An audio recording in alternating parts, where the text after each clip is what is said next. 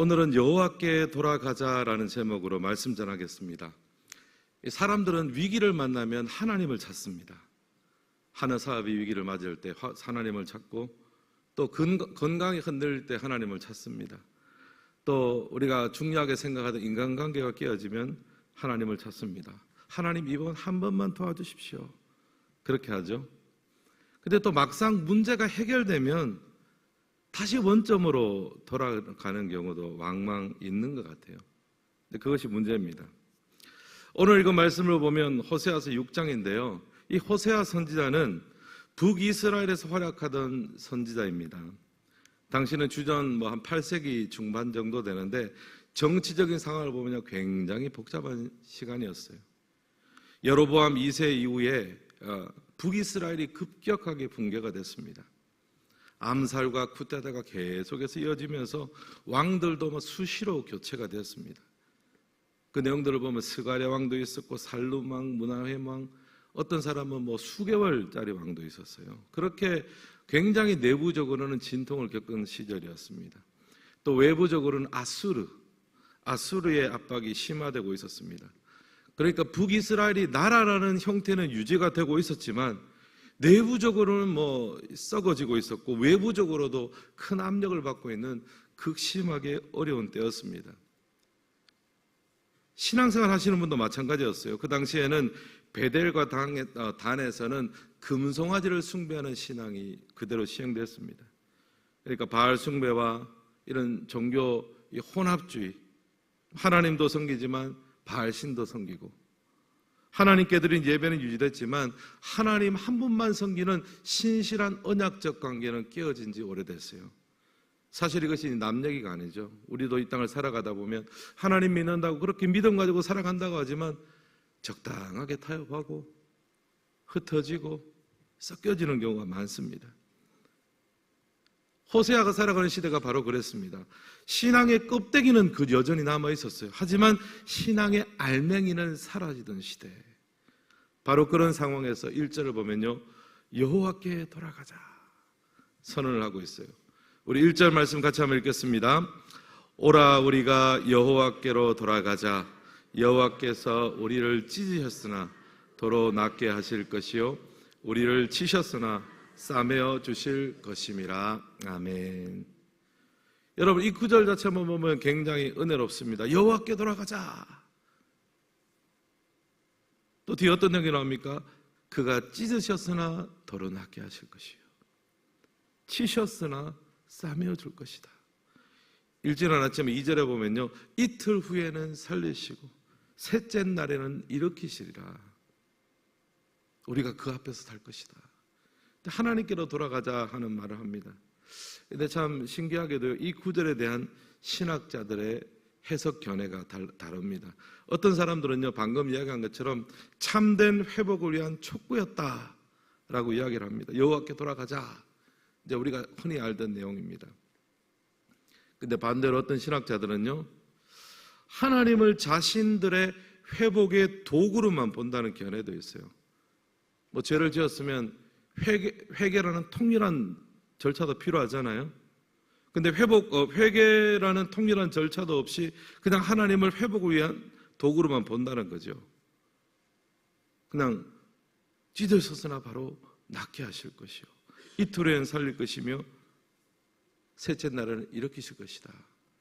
여호와께 돌아가면 물론 거기 안에 여러 가지 내용들이 내포가 되어 있겠지만 이거 조금 이상한 거 아닌가, 그렇게 보는 사람들도 있습니다. 근데 이 해석도 어느 정도 일리가 있는 것이요, 뭐냐 하면은 1절부터 3절까지는 여호와께 돌아가자 이렇게 멋지게 이야기를 했는데 4절부터는요, 이스라엘의 그 상태가 얼마나 형편이 없는지를 계속해서 고발하는 장면이 나옵니다. 이스라엘의 인애가 아침 구름이나 이슬처럼 쉽게 사라진다. 구원은 거창하게 하는데 하나님 앞에 예배도 드리고 제사도 드리지만 하나님을 향한 신실한 하나님 한 분만을 향한 인애, 헤세드는 사라지지 않았느냐. 4절부터는 굉장히 통렬하게 또 비판을 하고 있어요. 그래서 어떻게 보면요, 1절부터 3절까지의 내용이 하나님을 예배한다는 명목하에서 하나님의 심판을 피하려는 그런 얄팍한 속셈일 수도 있다라는 생각을 해봅니다. 만약 이 말이 맞다면요, 당시의 청중들은 이 메시지를 들을 때 충격을 받았을 거예요. 왜냐하면 우리는 하나님의 백성이고 하나님께 예배도 드리고 막 이제 뭐 보이는 건 다 잘하고 있는데 하나님께서 그것을 인정하지 않는다라는 말을 계속해서 하자니까요, 충격을 받는 거죠. 사랑하는 성도 여러분, 오늘 우리의 신앙의 모습은 어떠합니까? 여호와께 돌아가자. 여러분, 이 말이 한낱 구호가 아니라 우리의 중심을 흔들고 우리의 교회를 흔들고 이 나라 이 민족을 흔드는 하나님의 능력의 말씀이 될 수 있기를 주님의 이름으로 축원합니다. 신앙생활이 구호가 되면 안 되잖아요. 여호와께 돌아가자가 구호가 아니라 우리의 진심이 되고 가정을 회복시키는 하나님의 능력이 되고 교회를 회복시키는 하나님의 역사가 되고 이 나라 이 민족을 구원하고 회복시키는 하나님의 능력의 말씀이 될 수 있기를 다시 한번 주님의 이름으로 축원합니다. 이런 마음을 가지고 오늘 말씀을 살펴보면서 호세아 6장에 나타난 이 다양한 신앙에 대해서 한번 좀 살펴보고자 합니다. 첫 번째, 호세아 6장에 나타난 신앙을 보면요, 먼저 좀 부정적인 의미에서 신앙입니다. 문제 해결만을 위한 신앙이 있어요. 1번 같이 한번 읽겠습니다. 문제 해결만을 위한 신앙. 1, 2절 같이 한번 읽겠습니다. 오라 우리가 여호와께로 돌아가자. 여호와께서 우리를 찢으셨으나 도로 낫게 하실 것이요 우리를 치셨으나 싸매어 주실 것임이라. 여호와께서 이틀 후에 우리를 살리시며 셋째 날에 우리를 일으키시리니 우리가 그의 앞에서 살리라. 아멘. 제가 서론에 말씀드릴 때 이거를 좀 구호만의 신앙이다라고 만약 우리가 본다면요, 지금 좀 뭔가 맞게 이렇게 해석할 수 있는 여지가 많습니다. 지금 여호와께 돌아가자 해놓고 전혀 어떤 회개라든지 뭐 돌이킴 이런 것도 없이 뭐가 바로 나옵니까? 우리를 찢으셨으나 도로 낫게 될 거다. 첫 번째 나오는 것이 바로 회복부터 이야기를 하는 거예요. 상하게 하셨으나 다시 싸맬 것이다. 병에 걸리고 이 병이 중하면요, 그냥 싸맨다고 될 일이 아니잖아요. 뭘 해야 됩니까? 환부를 도려내야 되잖아요. 수술을 해야 되잖아요. 근데 수술은 안 하고 그냥 바로 싸매고 바로 덮는다는 거죠. 이 본문에 나오는 하나님 어떤 분입니까? 문제 자체만을 해결하는 존재입니다.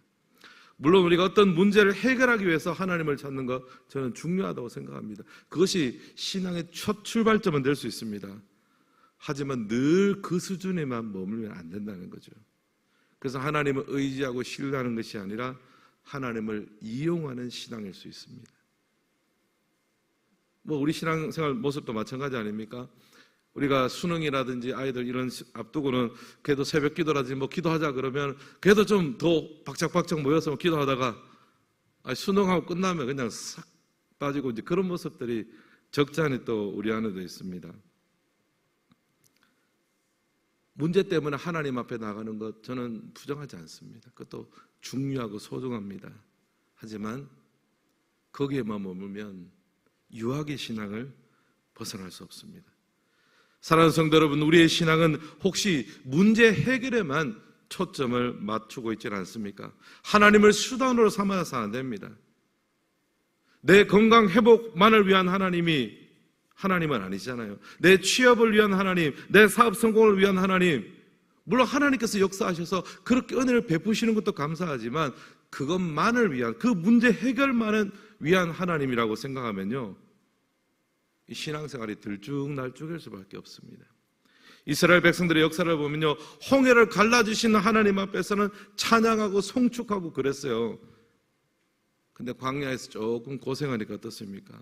원망하고 불평하고 내 문제 자체를 해결해 주시는 하나님에만 초점을 맞추면요, 조금 해결해 주면 감사하고 조금만 뭐가 막힌다고 싶으면요, 금세 불평할 수밖에 없습니다.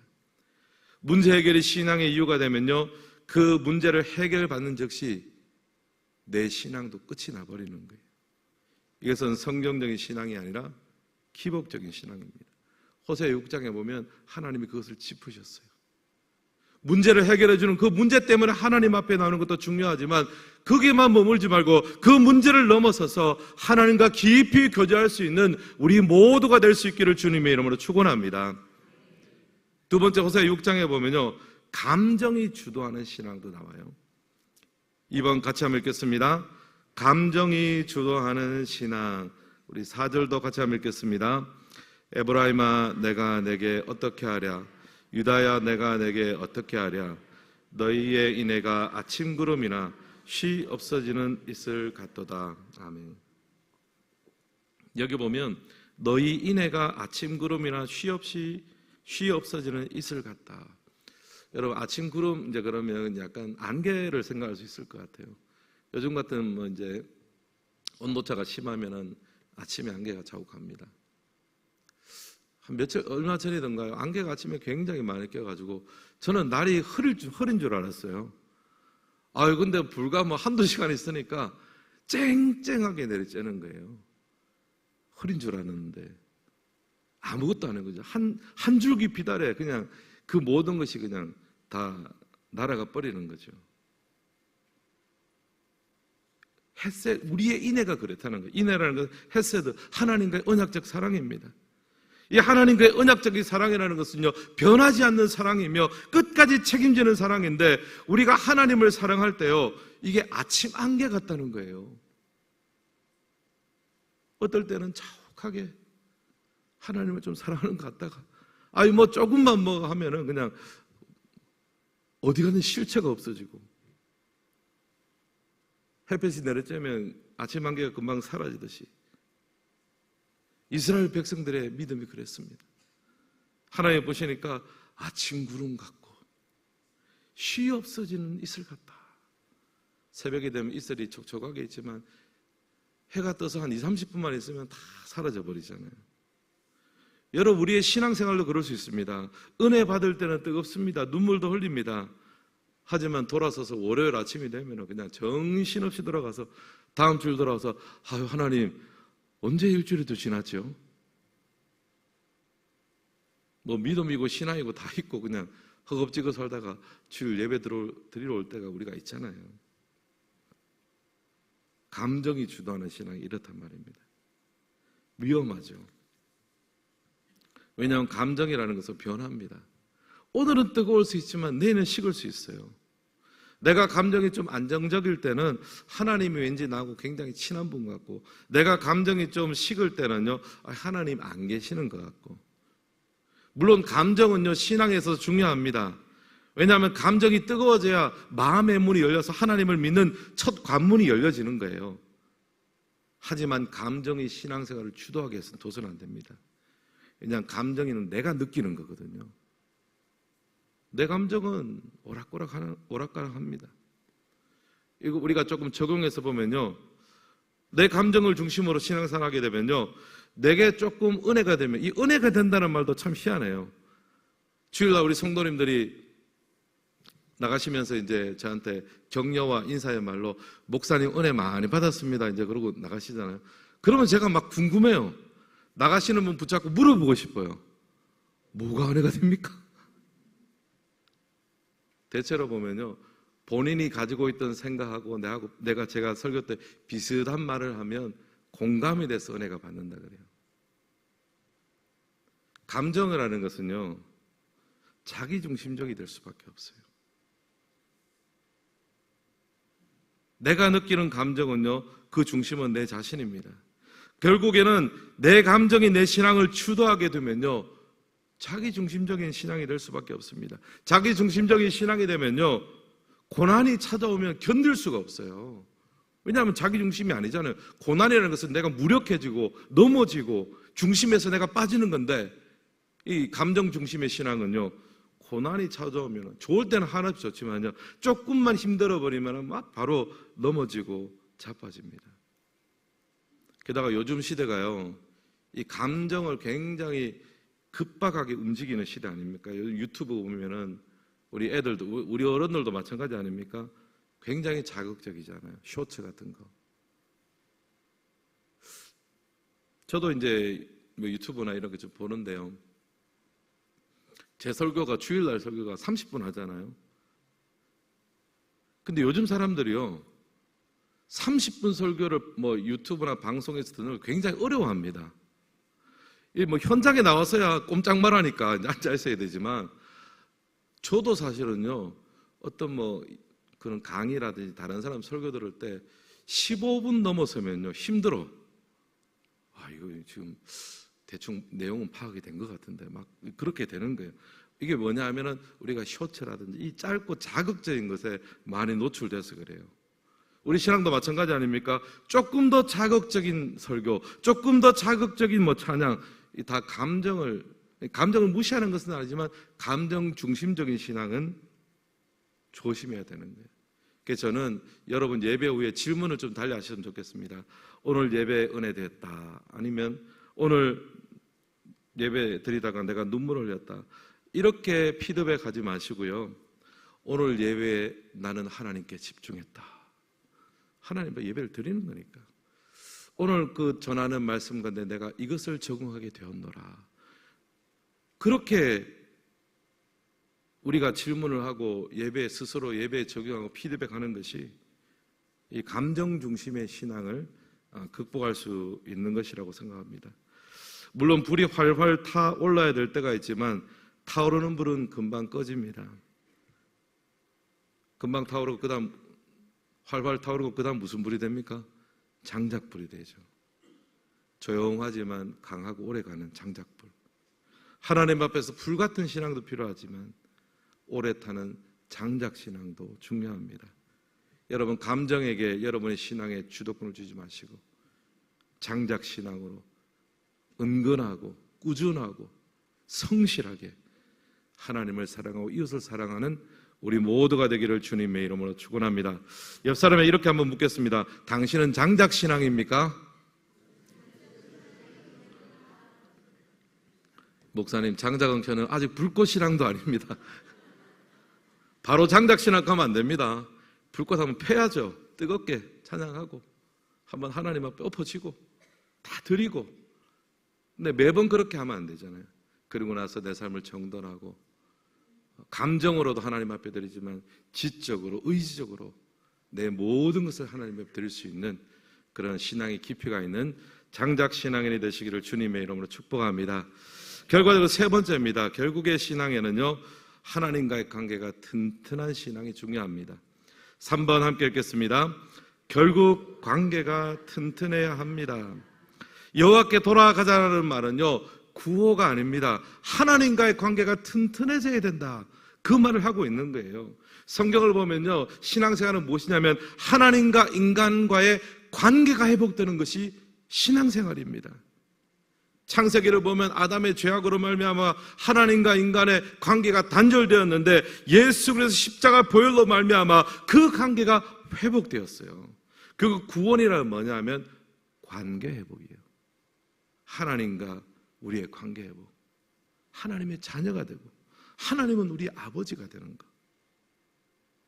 관계 회복입니다. 호세아서 6장 6절도요 인애를 원하고 제사를 원치 않는다라고 말씀하십니다. 이 말은 뭐냐 하면은 인애를 원한다는 건 하나님과의 뜨거운 헷세대의 사랑이 회복되길 원한다는 거예요. 관계 회복이 기반으로 한 행동, 관계 회복이 되지 않으면서 제사만 지내고 뭐만 하고 하면은 뭐 그게 다 위선이 될 수밖에 없습니다. 그래서 오늘 두 가지를 아주 짧게 한번, 그러면 하나님과의 관계 회복을 어떻게 해야 될까, 두 가지만 간단하게 한번 권면하겠습니다. 첫 번째요, 하나님과의 시간을 확보했으면 좋겠습니다. 한번 따라해 주십시오. 하나님과의 시간을 확보하라. 여러분 관계가 어떻게 든든해집니까? 시간을 같이 보내야 되잖아요. 같이 하나님과 시간을. 부부와의 관계가 어떻게 깊어집니까? 부부간에 같은 세월, 같은 시간, 그리고 완전히 딴 어떤 관심사가 아니라 어떤 사안에 대해서 함께 부부가 대화를 하고 또 주거니 받거니 하고 티키타카를 하고 그 시간들이 쌓이면 관계가 깊어지는 거 아닙니까? 부모 자식 간에도 마찬가지죠. 함께하는 시간들, 하나님과의 만남도 마찬가지입니다. 하나님과의 시간을 가지셔야 돼요. 의도적으로 시간을 가셔야 됩니다. 우리가 일상적으로 살아가면서 사회생활하면서 근데 시간 나면 식사 한번 합시다 하면 이게 여러분 인사말입니까? 진짜 식사 한번 하자는 말입니까? 인사말이잖아요. 시간이 납니까 여러분? 시간은 나는 게 아니라 시간은 내는 거잖아요. 시간을 내는 거죠. 시간이 언제 납니까 우리가? 뭐든지 다 채워지기 마련인데요. 하나님과의 만남도 마찬가지입니다. 하나님 언제 한번 제가 나중에 돌아오고 회복하겠습니다. 안 됩니다 여러분. 시간을 내셔야 되는 거예요. 여러분 하나님을 만나는 시간을 만드십시오. 내십시오. 그 시간이 아침 이른 시간이 되었던 또 잠자기 바로 직전 시간이 되었던 좋기로는요 동일한 패턴이면 좋습니다. 동일한 시간, 동일한 장소면 좋습니다. 그리고 하나님과의 만남은요 얼마나 기냐, 얼마나 세게 하느냐보다 얼마나 꾸준하냐, 얼마나 계속해서 습관이 되고 반복이 되고 꾸준하냐 여기에 달려있는 게 지속적인 게 중요하죠. 이제 다음 주에는 고난주간 새벽 기도회입니다. 여러분 얼마나 좋은 시간입니까? 일주일 동안 우리가 새벽의 시간을 하나님 앞에 드릴 수 있습니다. 여러분 마음에 작정하시고 다음 주 월요일부터 토요일까지 새벽 5시 반 이 자리입니다. 요즘 5시 반을 새벽이라 하기도 민망해요. 뭐 그 정도면 여러분 충분히 가능합니다. 그 일주일의 시간을 드림으로 말미암아서 하나님 앞에 하나님을 만나는 시간을 평생에 정하고 드릴 수 있는 우리 모두가 되기를 주님의 이름으로 축복합니다. 결국 하나님과의 관계는요 남는 시간에 자라지 않습니다. 따로 때우는 시간에서 반복된 그 시간에서 하나님과의 관계가 깊어지는 거예요. 두 번째 하나님과의 관계가 깊어지려면요 솔직하게 기도하셔야 됩니다. 한번 따라해 주십시오. 솔직하게 기도하라. 참 기도하라는 설교 제가 이런저런 많이 했지만 기도를 결국 어렵게 생각하는 이유가 뭐냐 하면 뭘 기도할지 모르는 거예요. 또 어떻게 기도할지 모릅니다. 그럴 때 여러분 시편을 보십시오. 시편을 보면요 시편은 기도 학교입니다. 근데 시편 기자들의 그 내용들을 보면요 시편이 여러분 굉장히 진솔합니다.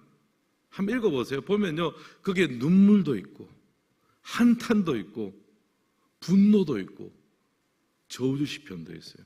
사람의 희노애락이 거기 다 들어가 있습니다. 근데 시편이 바로 기도거든요. 찬양이거든요. 솔직한 거거든요. 하나님 앞에 가리지 않고 골방 기도로서 하나님 앞에 진솔하고 솔직하게 나아가니까 시편의 출발은요 첫 소절은 막 분노와 눈물과 저주로 시작했는데 끝날 때는 어떻게 돼요? 하나님이 그것을 역전시켜 주시는 거예요. 조그마한 감사도 발견하게 하시고 하나님의 위로도 발견하게 하시고 찬양하게 만들어주는 거거든요. 여러분 기도한다고 생각해서 우리가 대표 기도만 생각하시면 안 됩니다. 대표 기도는요 정제된 기도잖아요. 대표에서 예식 속에서 드리는 기도이기 때문에 굉장히 정제된 기도입니다만은 여러분 개인 기도를 할 때는요 진솔하고 솔직하십시오. 여러분 개인적으로 골방에서 기도하실 때 너무 격식 차리지 마시고 하나님 앞에 진솔하셔야 됩니다. 그래야 하나님과의 관계가 깊어질 수 있습니다. 만약에 여러분 어떤 아이가 학교에서 일진한테 맞았어요. 그냥 너무 속상하고 힘들어요. 집에 와서 아버지한테 아버지 오늘 학교에서 약간 어려움이 있었습니다.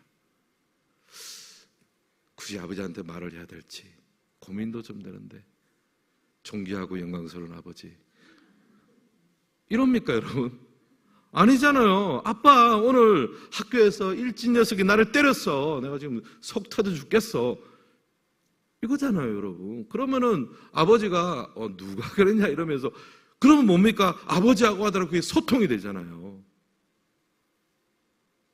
개인 기도의 능력이 그런 거거든요. 여러분 솔직하게 하나님 앞에 간구하십시오. 여러분의 문제를 해결해 달라고도 기도하는 거예요. 그렇게 기도하다 보면 하나님께서 한 번씩 던지세요. 너 문제만 문제냐? 네 옆에 있는 그 사람을 위해서 좀 같이 기도해라. 그러면 내 기도의 지경이 넓어지는 거죠. 확장되는 거잖아요. 여러분 하나님 앞에 솔직한 기도, 그 솔직한 기도를 통해서 하나님과의 관계가 만들어지고 깊어지고 넓어질 수 있기를 주님의 이름으로 축복합니다. 그렇게 하나님과의 시간을 확보하고 또 그 시간만큼 솔직하게 기도하기 시작할 때 하나님과의 관계가 튼튼해져서 이 여호와께 돌아가자라는 말이 헛구어가 아니라 정말 하나님을 사랑하고 하나님의 또 백성으로서 아름답게 준비되며 회복되며 이 땅 가운데 썩어진 모든 것들을 하나님의 이름과 능력으로 치료하고 회복할 수 있는 그런 회복의 메신저들이 되기를 예수님의 이름으로 축복합니다.